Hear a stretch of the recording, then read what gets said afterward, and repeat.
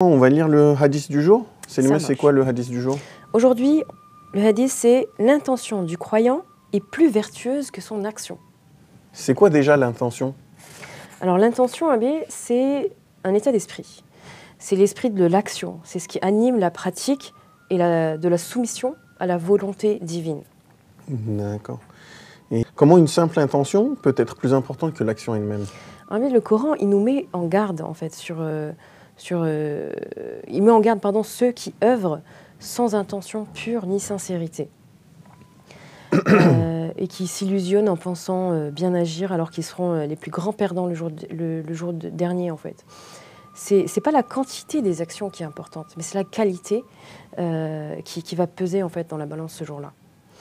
La sincérité dans toutes les intentions, dans tous les moments, c'est ça qui permet d'accéder à cette proximité avec Allah, à sa satisfaction en fait. Et l'intention, le terme en arabe, c'est an-niyya. Le pluriel, c'est an-niyat. Et c'est quelque chose qui est dans le cœur en fait.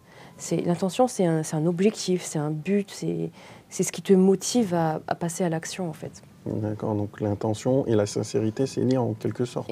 Enfin, c'est lié. L'intention doit être motivée par un sentiment de sincérité en fait. Et chacun d'entre nous, on devrait essayer de faire des efforts afin d'être sincère envers Allah pour purifier notre intention et pour qu'elle soit uniquement pour lui justement. Exactement.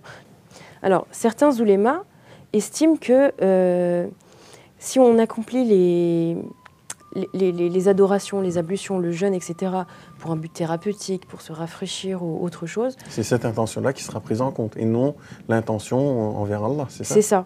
Donc, il faut mettre en avant sa servitude. Il faut se rappeler toujours pourquoi on fait telle ou telle autre chose. Qu'on le fait pour Allah. Voilà.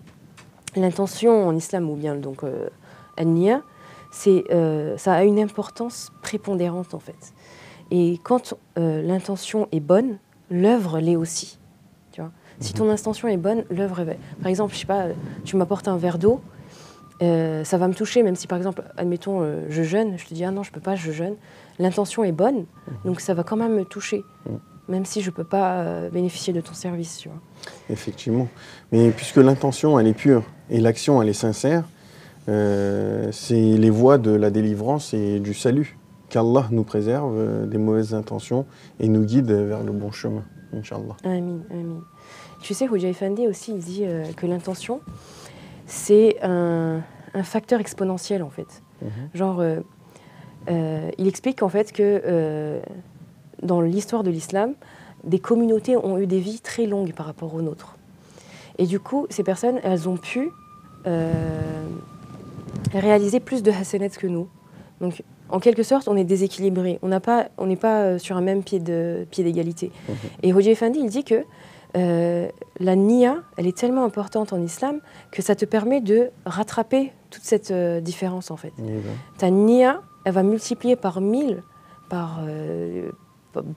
une grand chiffre. Puissance de 10, la valeur de ton adoration. Tu vois. Tout ça pour pouvoir être au même pied d'égalité que les personnes qui ont vécu beaucoup plus longtemps. Pour avoir la même chance que tous. Et donc tu vois, encore une fois, on a un hadith, c'est une perle. Notre prophète nous a encore laissé une perle.